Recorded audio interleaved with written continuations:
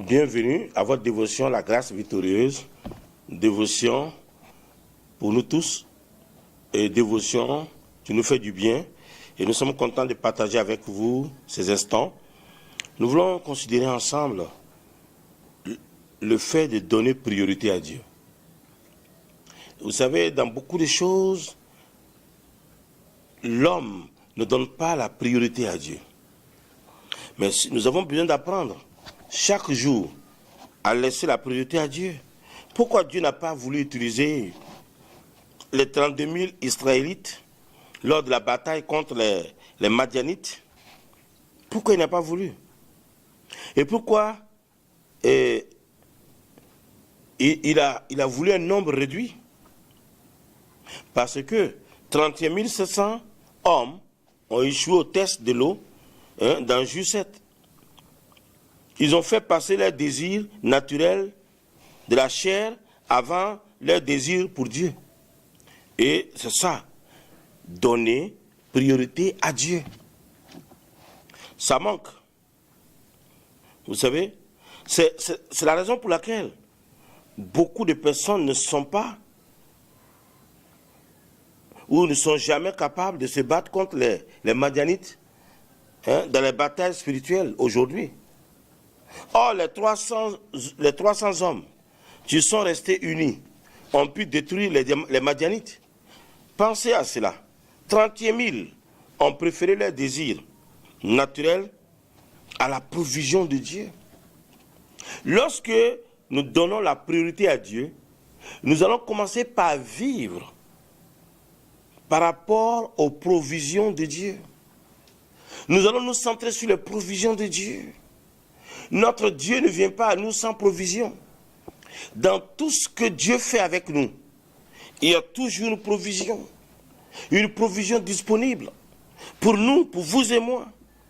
La provision de Dieu ne fait pas défaut.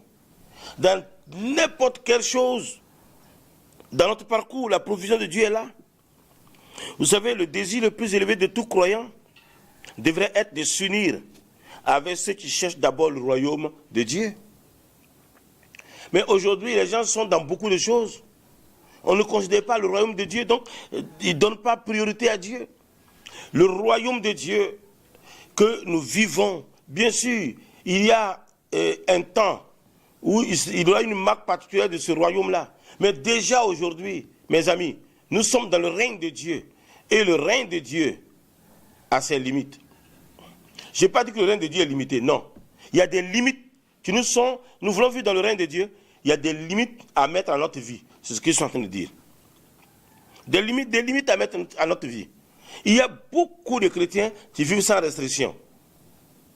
Et ils pensent qu'ils ont la vie du royaume. La vie du royaume impose des limites à notre façon de faire. Et mes amis, tu peux dire ce que tu veux. Je ne vais pas changer ça. Je ne vais pas changer ça. Il s'agit de Dieu. Il y a des limites que Dieu a placées. Tu veux vivre la présence de Dieu, la communion avec Dieu.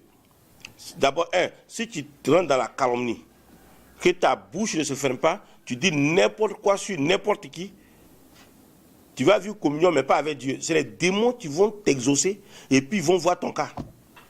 Il n'y a rien à faire. Comment des gens sont là, on dit, mais juste dans le royaume de Dieu, tu es dans le royaume de Dieu, d'accord. Mais si tu vis la présence de Dieu, sache qu'à ta vie, il y a des limites. Il y a des choses que tu ne peux pas faire. Tu es dans tous les sens, dans tous les caca. Et excuse-moi le thème, mais c'est ça. Et à la fin, c'est toi, voilà. C'est toi, tu vois Dieu, quoi. Mon frère, la vérité, c'est qu'avec Dieu, le royaume de Dieu, le règne de Dieu, il y a des limites à mettre à nos vies. Oui, oui. Il y a des choses dans lesquelles toi et moi, on ne peut pas être. Parce que nous sommes dans le royaume de Dieu. Nous vivons de la présence de Dieu. Nous manifestons cette présence-là. Et nous sommes désireux de la manifester.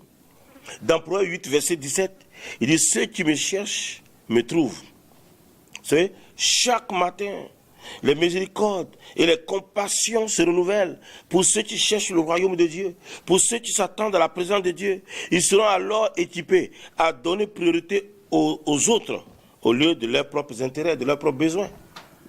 Il y a des gens, ce qui fait priorité dans leur vie, c'est leurs besoins. Leurs besoins. Ils veulent un visa pour voyager, Il résume toute sa vie et tous les autres et tout ce qui se passe en visa. Même quand il te voit, il oublie ton dit visa. Il se met dans sa tête, quoi. Et parce que les gens ont prêché que tu auras ton visa. Est-ce que vous qui prêchez ça, s'il vous plaît, vous êtes une ambassade, vous délivrez les visas.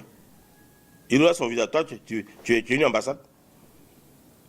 Est-ce que pour faire les visas, on vient à l'église? Il y a un endroit, non? Alors, donc, laisse les gens aller faire les visas. Il ne faut pas faire des promesses aux gens.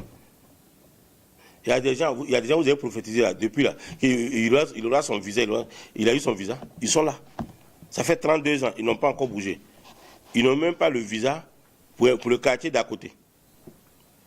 Arrêtez ça. La vie de Dieu, c'est bien plus que ça. Ce n'est pas de voyager. Toi, tu veux que tout le monde dans ton église ait les visas là-haut. Après, tu vas prêcher l'évangile à qui? S'ils s'en vont là, tu vas prêcher l'évangile. Et puis en plus, s'ils s'en vont, que toi, maintenant, tu es là. Vous allez faire l'œuvre de Dieu comment? Tu as bien de prêcher, les gens vont grandir, ils vont sortir, ils vont aller l'évangile. Toi, tu pries pour qu'ils aient des visas, ils vont partir. Ils vont aller, puis vous allez faire l'œuvre là comment? Ou bien, ah d'accord, il y a des commissions, ils vont aller, et puis là-bas, ils t'envoient l'argent, quoi, c'est ça? Arrêtez ça. Là, en donnons priorité à Dieu. Donnons priorité à Dieu. C'est la chose, ce n'est pas nos besoins. Donnons priorité à Dieu. Que Dieu vous bénisse.